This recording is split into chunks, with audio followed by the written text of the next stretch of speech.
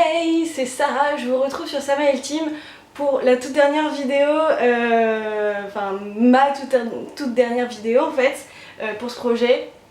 Et je m'excuse d'avance, il fait extrêmement chaud, j'ai le cerveau complètement fondu. Alors aujourd'hui je savais pas trop de quoi parler à vrai dire, parce que tout le mois de juillet j'étais en vacances. Du coup, je suis partie une semaine en Camargue et une semaine à Paris, Disney, Versailles, tout ça. Du coup je savais pas trop de quoi vous parler, puisque j'ai pas fait forcément 1000 lectures et pas forcément 1000 lectures qui me ramènent à New York. Alors du coup je voulais vous parler d'un lieu extrêmement connu qui s'appelle Wall Street, yeah.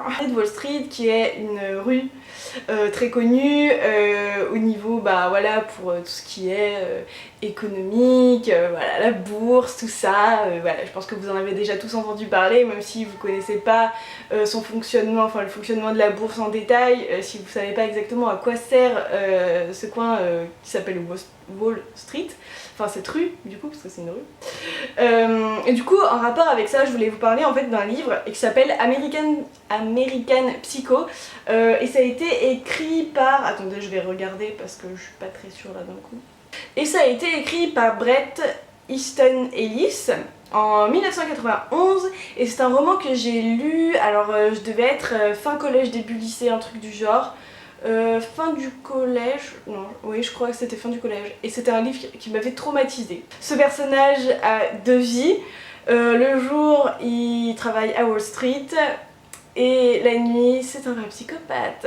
Enfin en fait quand tu le vois dehors dans la rue t'as l'impression que c'est quelqu'un de normal, comme toi et moi en fait, voilà, sauf que quand vient la nuit, eh bien il sort sous son vrai jour, et même chez lui, même si c'est pas la nuit d'ailleurs, il sort sous son vrai jour et en fait tu te rends compte que c'est un vrai psychopathe qui viole, qui tue, qui... Ah mais c'était horrible ce livre franchement, en recherchant comment s'appelait l'auteur, il y a 5 secondes, enfin voilà, j'ai vu comme quoi en fait, une maison d'édition avait commandé un bouquin à cet auteur. Ils avaient fait une avance de 300 000 euros, enfin dollars du coup, parce que c'était aux États-Unis, à l'auteur. Et quand il a rendu son manuscrit, la maison d'édition l'a refusé. Donc le manuscrit a été accepté par une autre maison d'édition et depuis c'est un best-seller mondial. Mais voilà, et j'ai trouvé ça super intéressant en fait, et puis assez drôle parce qu'au final ils doivent avoir carrément la mort d'avoir perdu des millions et des millions, voire peut-être des milliards de dollars. Mais bon, je trouve que d'un côté éthique c'est super bien. Parce que ce livre, elle m'a vraiment traumatisée, c'était horrible, j'ai même pas pu le finir tellement c'était horrible. Et c'est la première fois que ça m'arrive de pas pouvoir finir un livre parce que les propos sont trop affreux. En fait au début on voit vraiment cet homme, on sait qu'il fait des trucs vraiment horribles, mais en fait ça nous est pas raconté, et plus ça va et plus on va dans l'horreur, plus on va dans la description, mais c'est vraiment très très détaillé et c'est horrible quoi. Enfin, et j'ai vu que l'auteur apparemment il s'est inspiré de son père, mais ça fait peur quoi. Après on nous décrit qui commande entre guillemets des prostituées pour la nuit, sauf qu'il va les massacrer, mais comme pas possible. C'est pareil pour les homosexuels, c'est pareil pour les SDF. Ce qui est, franchement c'est super triste quoi. Le pauvre mec il a aucune tolérance quoi. Enfin, rien que d'y penser ça me fout les frissons là. Et du coup on va passer au bonus parce que là je me suis pas très bien à parler de ce livre, hein. Ça me fout les frissons. Et donc en bonus, je voulais apporter ma petite touche humoristique, voilà, en vous parlant de la méditation. Alors en fait, quand je suis partie à Paris, j'étais avec ma maman et ma petite sœur, et ma mère nous a sorti comme quoi on allait faire de la méditation. Et moi j'étais là, non, non, j'ai pas envie de faire de la méditation.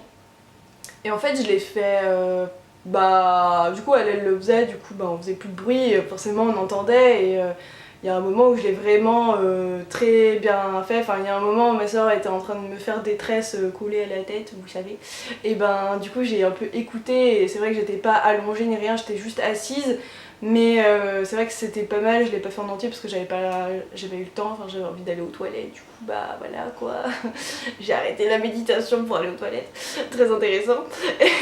Et une autre fois je l'ai fait et j'étais vraiment fatiguée, mais je me sentais pas de lire et alors que d'habitude je lis tout le temps pour m'endormir. Et là franchement en à peu près 5 minutes ça m'a endormie.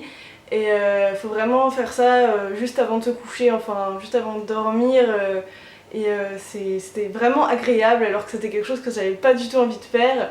Et peut-être que la méthode n'est peut-être pas celle qui serait le plus adaptée à moi, parce qu'elle est adaptée à ma mère et à sa façon de fonctionner, mais dans l'idée, j'ai trouvé ça finalement assez sympa.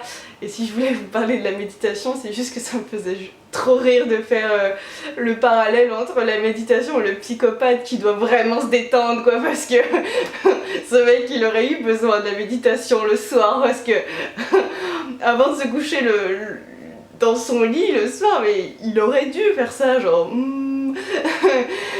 pense positivement, aime les autres, aime-toi toi-même. C'était la dernière vidéo que je vous faisais en présentation de livres et tout. C'est assez triste, je veux dire, quand même, mais c'est pas grave. Mercredi, je vous rappelle qu'il y a l'article de Maëlle sur Instagram. Pareil, le lien il est dans la barre d'infos, donc si ça vous intéresse, n'hésitez pas à y aller. Ce serait trop cool pour la dernière semaine en plus. Et je sais pas si on se retrouve plus tard pour la clôturation totale, mais je pense pas. Quoi qu'il en soit, je vous dis au revoir, moi personnellement, et je vous laisse avec Maëlle demain, mercredi, et puis ensuite avec Elodie. Et puis je vous fais plein de bisous et j'espère que le projet vous a plu, et voilà, à mercredi, et bisous bisous.